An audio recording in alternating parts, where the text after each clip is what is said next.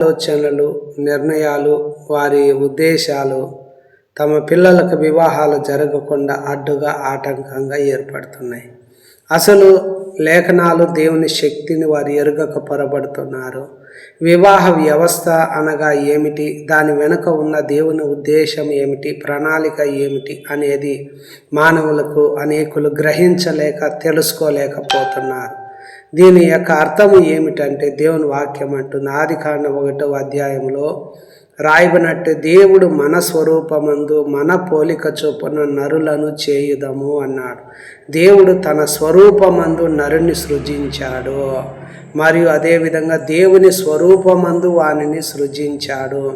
స్త్రీని గాను పురుషుని గాను వారిని సృజించాడు, వారిని ఆశీర్వదించాడు.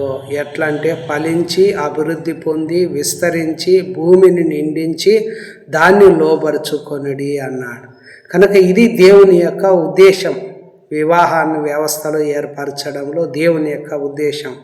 కానీ ఈడ ఆదాము గురించి బైబిల్ అంటుంది, నరుడు ఒంటరిగా ఉండటం మంచిది కాదని, వానికి సాటైన సహాయమును వాని కొరకు చేయదును అనుకునేను. చూడండి, ఆదాము ఒంటరిగా ఉన్నాడు, ఆ వ్యక్తికి సాటైన సహాయాన్ని చేయాలి. ఎందుకు ఒంటరిగా ఉన్నాడంటే మంచిది కాదు. ఈరోజు కూడా ఈ వాక్యం వినే మీరు, మీ బిడ్డలు ఒంటరిగా ఉండేది మంచిది కాదు. ఆ వ్యక్తికి సాటైన సహాయమును, వివాహాన్ని ఏర్పరచాలి. వివాహము అన్నిటికంటే ఘనమైనది. ఎందుకు ఒంటరిగా ఉండేది మంచిది కాదంటే, ఈ దినాల్లో జారత్వాలు జరుగుతున్నాయి, మనస్సు నిలపలేకపోతున్నారు, కామతప్తులైపోతున్నారు.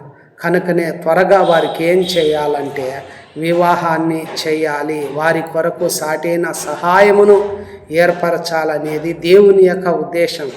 ఇందులో కులము, మతము, ఆస్తులు కానీ, భూములు కానీ, ఉద్యోగాలు కానీ ఏదో లోకంలో సంపాదించి చేయాలని మాత్రం దేవుని యొక్క ఉద్దేశం కాదు.